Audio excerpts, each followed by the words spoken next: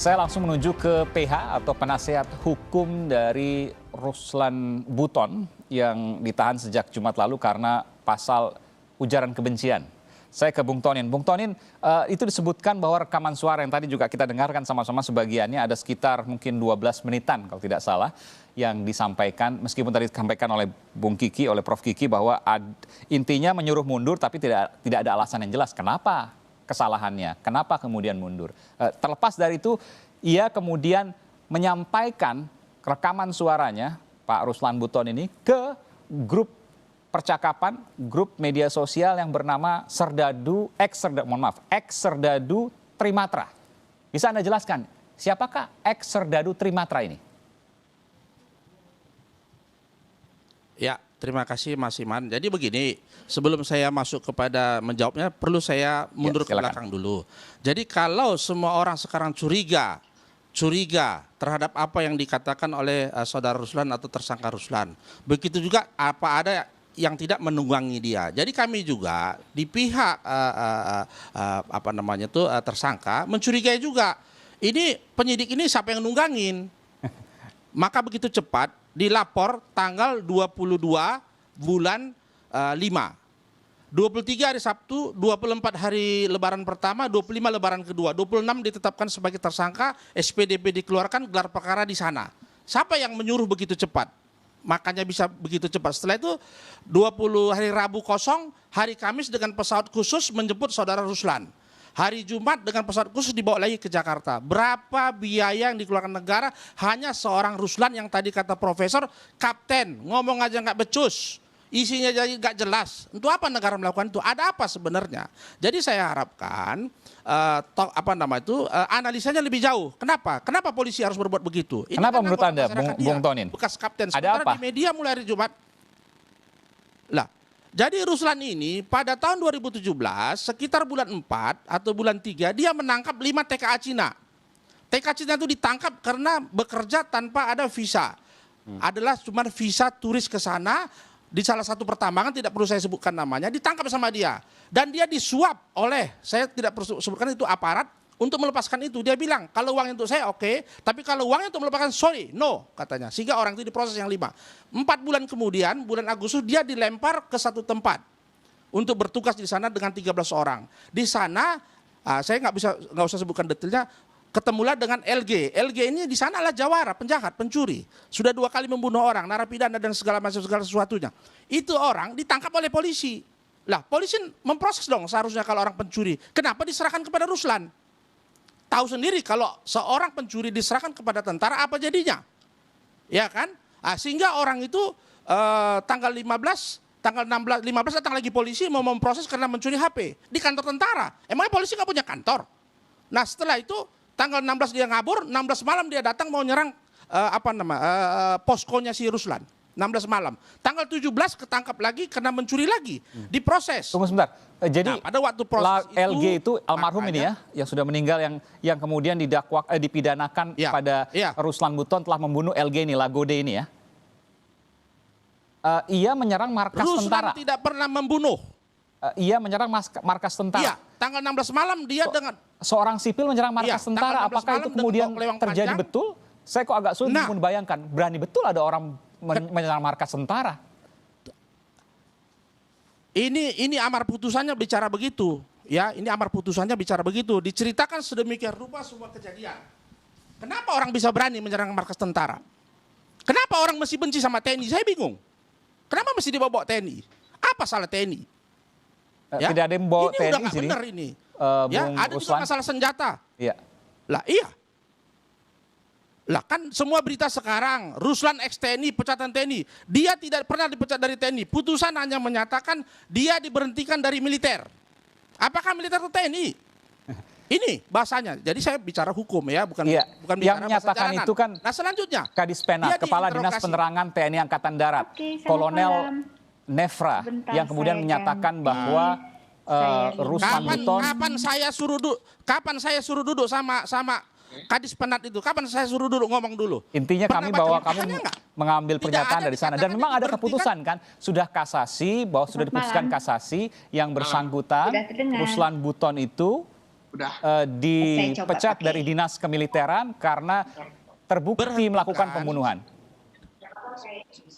Ya, militer ya, bukan TNI ya.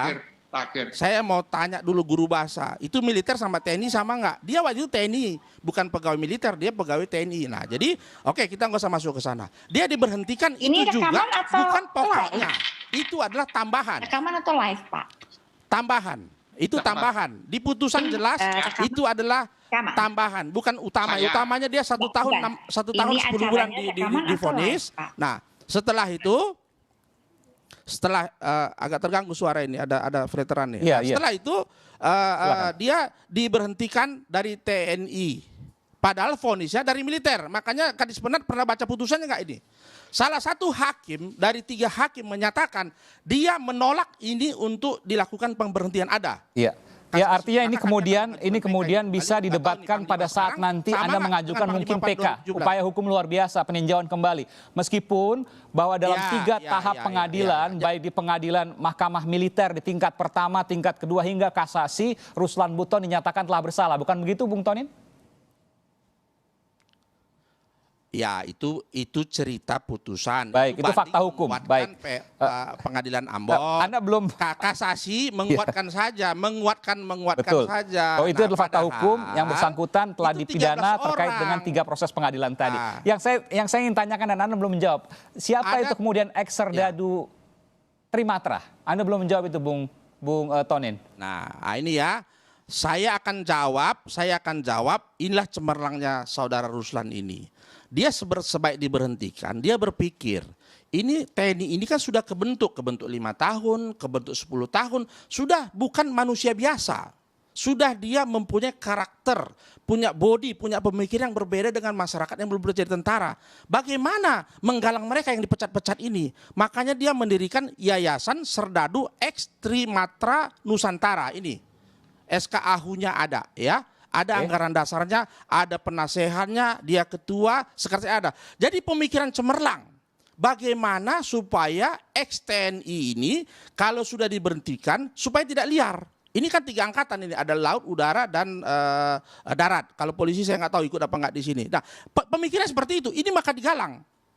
Mantan pidana aja, narapidana itu ada kesatuannya supaya mereka bisa masuk ke dunia baru, punya komunitas. Ini ex-TNI dibiarin, nggak dipikirin oleh negara atau apa. Dia memikirkan cemerlangnya, makanya dia membuat namanya, kan sekarang era ITE, makanya dia membuat WA Group, ada di Jakarta grupnya, ada di mana-mana, ada ketua wilayahnya. Nah, adapun WA-nya itu dia sampaikan, karena sekarang kan COVID-19 artinya kita tidak boleh kerja ke kantor aja nggak boleh, harus dari rumah. Makanya dia menyampaikan kepada WA-nya. Dia pada waktu itu berada di kampungnya, melihat bapaknya sedang sakit dan dia tinggalkan istrinya yang lagi koma, sekarat di Bandung untuk melihat ayahnya.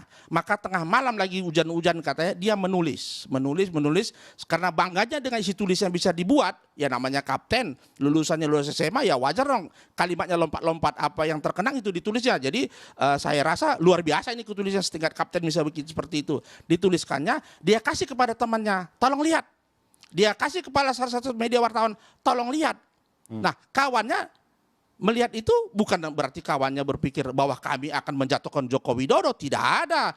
Media juga seharusnya kan mensensor mana yang layak untuk diberitahu kepada masyarakat, mana yang sesuai dengan etika jurnalistik. Nah, saya nggak tahu yang sampai kepada pelapor itu yang dari jurnalistik atau yang dari teman-temannya di yayasan tadi. Makanya polisi kemarin saya tanya, mana bukti? Mana barang bukti?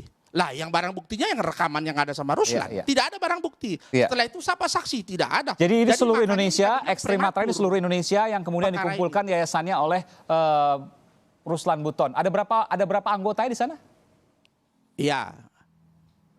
Kalau yang saya tahu itu sudah sampai ribuan mereka. Ribuan, Jakarta oke, aja baik. sekitar 700. Baik. Pokoknya yang sudah diberhentikan, Ya. itu ikut menjadi anggota. Baik, Nah, baik. begitu mulia.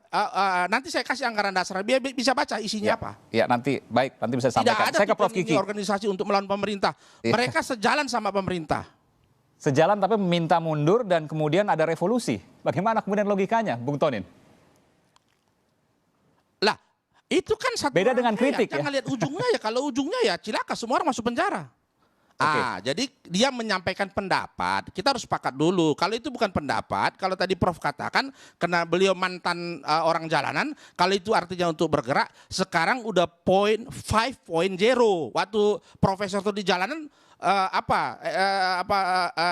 baru mungkin 1.0 atau 2.0 berbeda. Jadi jangan disamakan dulu sama sekarang. Iya, oke. Ya. Oke, saya ke Prof Kiki. Prof Kiki, tadi Anda katakan ini tidak usah dipandang lah, ini tidak usah dilihat karena tidak ada apa-apa ya. Kurang lebih seperti itu ya, koreksi kalau saya salah. Tapi bukankah kemudian ketika ada pelanggaran hukum, apalagi tadi disebutkan ada ratusan misalnya, lalu kemudian melakukan katakanlah ujaran kebencian seperti yang dituduhkan, tidakkah itu kemudian bisa membahayakan di tengah krisis yang dialami saat ini, pandemi?